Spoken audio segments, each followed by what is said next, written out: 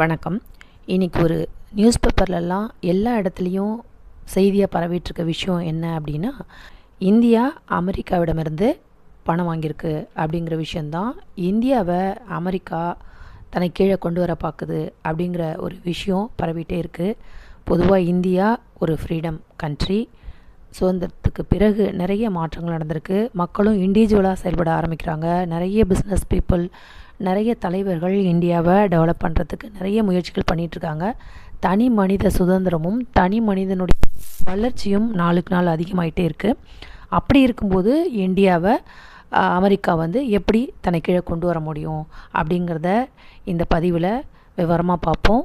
அதுவும் முக்கியமாக Donald Trump அவர்கள் இந்தியா அமெரிக்காட்ட பணம் வாங்கியிருக்கு அப்படிங்கிற விஷயத்த டொனால்டு ட்ரம்ப் அவர்கள் செய்தியாக சொல்லியிருக்காரு. இதுதான் ரொம்ப ஹைலைட்டான விஷயமா இருக்குது. எதுக்காக வாங்கியிருக்காங்க? இந்தியா ஒரு இண்டிபெண்ட் நல்ல ஒரு சுதந்திரமான ஒரு கண்ட்ரி எதுக்காக பணம் அமெரிக்காட்ட வாங்கணும், இதனால் என்ன டெவலப்மெண்ட்ஸ் பண்ணியிருக்காங்க அப்படிங்கிற ஒரு கேள்விகள் எழும்பிகிட்டே இருக்குது. அதை பற்றி இந்த பதிவில் விவரமாக பார்ப்போம். நியூஸ் பேப்பரில் எல்லாம் டொனால்ட் ட்ரம்ப் அவர்கள் இந்தியா அமெரிக்காட்ட பணம் வாங்கியிருக்கிறது உண்மைதான் அப்படின்னு சொல்லிகிட்டே இருக்கார். ஏன் பணம் வாங்கியிருக்காங்க அப்படின்னா, நிறைய டெவலப்மெண்ட்ஸ்க்காக வாங்கியிருக்காங்க அப்படின்னு நிறைய ஆர்வலர்கள் சொல்லியிருக்காங்க. இதற்கான முக்கிய தலைவர்களும் சொல்லியிருக்காங்க. இந்த வீடியோவை பார்க்குறதுக்கு முன்னாடி சப்ஸ்கிரைப் பண்ணிடுங்க. அதுக்கப்புறம் இதை பற்றி நம்ம எக்ஸ்பிளைன் பண்ணி டீட்டெயிலாக பார்ப்போம். இந்தியா அமெரிக்காட்ட பணம் வாங்கினது உண்மையா அப்படின்னா உண்மைதான். அதுவும் ட்ரம்ப் அவர்கள் சொன்னதுனால இன்னும் இந்த செய்தி வேர்ல்டு லெவலில் இந்தியாவில் ஒரு மிகப்பெரிய ஒரு பேசு பொருளாக வந்துக்கிட்டு இருக்கு. ஆக்சுவலாக 1950 இந்த நிதி நிலைமைக்காக, அதாவது அமெரிக்கா இன்டர்நேஷ்னல் ஏஜென்சி 1950 கம்யூனிஸ்ட் எங்கே பார்த்தாலும் இருந்துச்சு. அமெரிக்காவுக்கு கம்யூனிஸ்ட் அப்படிங்கிறதே பிடிக்காது. ஏன்னா கம்யூனிஸ்ட்டுக்கு எதிரானவங்க தான் அவங்க. ஸோ கம்யூனிஸ்ட் எந்த நாட்டிலெல்லாம் வளருதோ அங்கே ஒரு ஆப்போசிட் ஒரு பார்ட்டியை உருவாக்கி அங்கே அவங்களுக்கு கீழே கொண்டு அந்த நாட்டில் கம்யூனிஸ்ட் உருவாகாமல் பார்த்துக்கிட்டாங்க. இது அமெரிக்கா என்ன பண்ணாங்க அப்படி ஒரு தரப்பு சொல்கிறாங்க. ஆக்சுவலாக அமெரிக்கா என்ன சொல்கிறாங்க அப்படின்னா, நாங்கள் அப்படிலாம் இல்லை, ஒவ்வொரு நாட்டுக்கும் எல்லா மக்களுக்கும் நாங்கள் உதவுறோம் அப்படின்னு சொல்கிறாங்க. ஒவ்வொரு நாட்டில் உள்ள மனிதர்களும் அந்த நாட்டோட வளர்ச்சிக்காக நாங்கள் ஹெல்ப் பண்ணுறோம், அதுக்கு தான் யூஎஸ் பணம் தந்துட்டுருக்கு அப்படின்னு சொல்கிறாங்க. உலகத்தில் உள்ள எல்லா மக்களுக்குமே டெவலப் பண்ணாமல் ஏன் ஒரு குறிப்பிட்ட கண்ட்ரீஸ்க்கு மட்டும் இவங்க டெவலப் பண்ணுறாங்க அப்படின்னு யோசிக்கும்போது, ஸ்மால் கண்ட்ரீஸ்லாம் பார்த்தோம்னா கண்டிப்பாக அவங்களுக்கு பணம் தேவைப்படும் அவங்க நாட்டை டெவலப் பண்ணுறதுக்கு. அப்போ யாரோ ஒருத்தட்ட அவங்க பணம் வாங்கணும். ஸ்மால் கண்ட்ரீஸ் எல்லாமே அவங்க நாட்டை எப்படியாவது டெவலப் பண்ணும் அப்படிங்கிறதுக்காக வாங்கிக்கிறாங்க. அந்த இடத்துல அங்கே கம்யூனிசம் வளர்கிறது கிடையாது. இதை அமெரிக்கா கொஞ்சம் கேர்ஃபுல்லாக பார்த்துக்கிறாங்க அப்படின்னு ஒரு தரப்பு சொல்கிறாங்க. யூஎஸ் ஏன் சப்போர்ட் பண்ணுது இந்த ஸ்மால் கண்ட்ரிஸ்க்கு மட்டும் அப்படின்னு ஒரு நியூஸ் வருது. அப்படி பார்க்கும்போது எந்த கண்ட்ரிஸ்லாம் அக்செப்ட் பண்ணிக்கிறாங்களோ அவங்களுக்கு கண்டிப்பாக யூஎஸ்ஏ ஹெல்ப் பண்ணிடுது. ஸ்மால் கண்ட்ரிஸ்க்கெலாம் பணம் தரத எப்படி ஒர்க் பண்ணுறாங்க அப்படின்னா, ஒரு நாட்டுக்கும் பணம் தேவைப்படுற கண்ட்ரிஸ்க்கு பணத்தை தந்துடுறது. அதன் பிறகு அமெரிக்காவிலேருந்து இருக்கக்கூடிய எந்த கண்ட்ரிக்கு அவங்க பணம் தர்றாங்களோ அந்த கண்ட்ரியில் உள்ள என்ஜிஓஸ் மூலம் அவங்க அந்த பண பரிவர்த்தனைகள் நடக்குது. ஸோ அப்படி நடக்கும்போது ஆட்டோமேட்டிக்காக அவங்க என்ன பண்ணுறாங்கன்னா, அவங்கள நம்பி தான் இந்த கண்ட்ரியும் இருக்கிற மாதிரி இருக்குது. அந்த பிஸ்னஸ் ஒரு டீமாக இங்கே செயல்படுறாங்க. அதன் பிறகு அமெரிக்கா சொல்லக்கூடிய சில பொருள்கள் கூட நம்ம அந்த கண்ட்ரியில் விற்கிற சூழ்நிலை ஏற்படுது. ஏன்னா அவங்கள்ட்ட பணம் வாங்கிட்டு அவங்களோட திங்ஸை இங்கே விற்பனை செய்கிறதுக்கும் இது ஒரு நல்ல வாய்ப்பு அமைஞ்சிடுது. ஸோ இந்த மாதிரி விஷயங்கள்லாம் தங்களுடைய பிஸ்னஸையும் அவங்க அந்த நாட்டில் டெவலப் பண்ணிக்கிறாங்க. ஆனால் அந்த நாட்டையும் டெவலப் பண்ணுறதுக்கான மணி தான் இது அப்படின்னு சொல்கிறாங்க.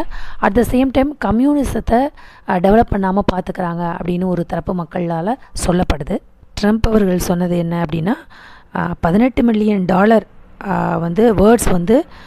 ஓட்ஸ் டேர்ன் அவுட்டுக்காக இந்தியாவுக்கு தந்திருக்காங்க அப்படின்னு சொன்னது மிகப்பெரிய ஒரு அரசியல் பூகம்பத்தையே ஏற்படுத்தியிருக்கு. இவர் ட்ரம்ப் தப்பாக சொன்னாரா சரியாக சொன்னாரா அப்படிங்கிறது நிறைய விஷயம் போயிட்டுருக்கு. அதே நேரம் அவர் பணம் கொடுத்தது பங்களாதேஷ்க்கு தான், இந்தியாவுக்கு இல்லை அப்படின்னு ஒரு கருத்து சொல்ல வந்தது. ஆனால் இது மறுபடியும் ட்ரம்ப் சொன்னதில் நிறைய குழப்பம் ஏற்பட்டு ஆக்சுவலாக அவர் சொன்னதை மீண்டும் மீண்டும் அவர் சொல்லிகிட்டே இருக்கிறதுனால தான் இந்த குழப்பம் வந்து அதிகமாகிட்டே இருக்குது மக்கள் மத்தியில். அமெரிக்கா இந்தியாவுக்கு பணம் கொடுத்துருக்கு அப்படிங்கிற விஷயம் திரும்பி திரும்பி போயிட்டுருக்கு. ஆக்சுவலாக இந்தியா அமெரிக்காட்ட பணம் வாங்கியிருக்கிறது உண்மை தான். ஆனால் எதுக்காக அப்படின்னா கிடையாது, 7 ப்ராஜெக்ட்ஸுக்கு டெவலப் பண்ணுறதுக்காக இந்த பணம் வந்து வாங்கப்பட்டதாக சொல்லப்படுது. ஆக்சுவலாக அது என்னென்ன விஷயத்துக்கு அப்படின்னு பார்த்தோம்னா, ஃபஸ்ட்டு வந்து அக்ரிகல்ச்சர் அண்ட் ஃபுட் செக்யூரிட்டி, அதாவது நம்ம நாட்டில் உள்ள விவசாயத்துறைக்கான வளர்ச்சிக்காக அது பயன்படுத்தப்படுது. அடுத்து அந்த விவசாயத்துக்கு பயன்படுத்தும் போது அந்த விளைச்சல் வந்து அதிகப்படுத்தணும் அப்படிங்கிறதுக்காகவும் அந்த பணம் செலவிடப்படுது அப்படின்னு சொல்கிறாங்க.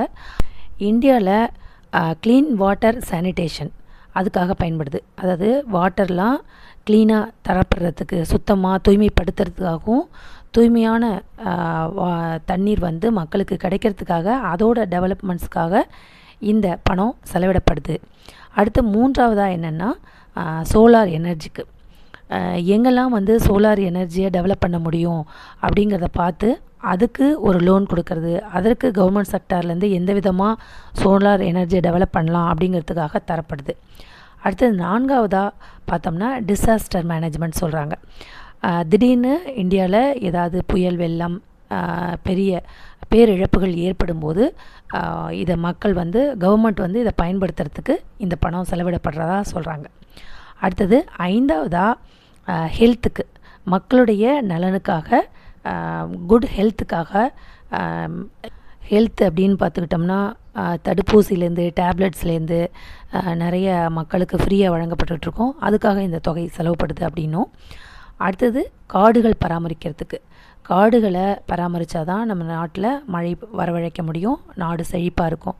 ஸோ காடுகளை எங்கெல்லாம் அதிகப்படுத்தப்பட முடியுமோ அதுக்கு செலவிடப்படுது.